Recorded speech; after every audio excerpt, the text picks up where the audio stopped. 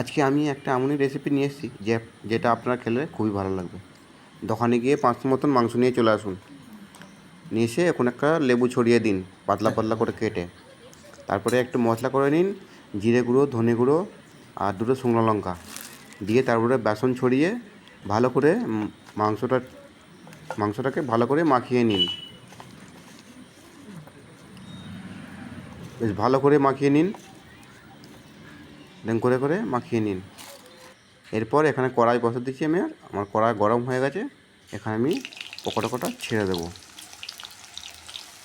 একদম পাতলা পাতলা করে কাটা, যেটা ভাজলে বেসনের তারে একটু কুড়মুড়ো টাইপের হয়ে যাবে ও চাটনি দিয়ে খুবই খেতে ভালো লাগবে।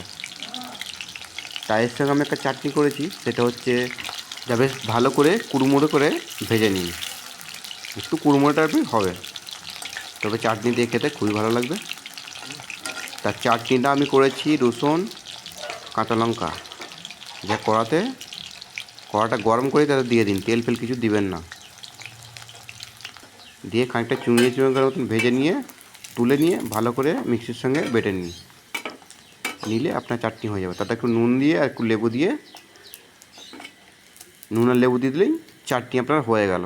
চাটনিটা আমি দেখিয়ে দিচ্ছি, এই তার চাটনি এখানে কাঁচা লঙ্কা রসুন দিয়ে। তো আমার চিকেন পকোড়া এখানে রেডি হয়ে গেছে। ওপর থেকে খানিকটা লেবু ছড়িয়ে দিয়ে আপনি বিন্দাস খেতে পারেন এটাকে ভালো করে।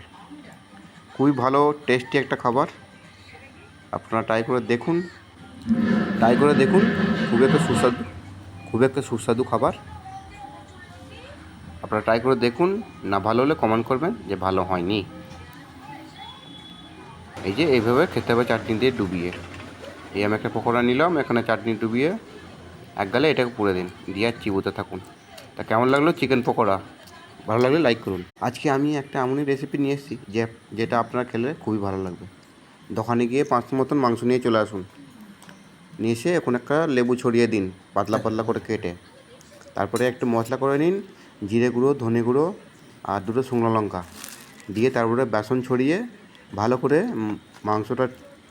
মাংসটাকে ভালো করে মাখিয়ে নিন। বেশ ভালো করে মাখিয়ে নিন, দেন করে মাখিয়ে নিন। এরপর এখানে কড়াই বসে দিচ্ছি আমি, আমার কড়াই গরম হয়ে গেছে। এখানে আমি পকোড়া ছেড়ে দেবো,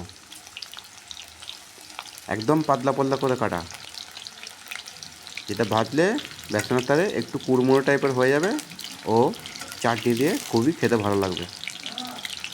তাই এর সঙ্গে আমি একটা চাটনি করেছি, সেটা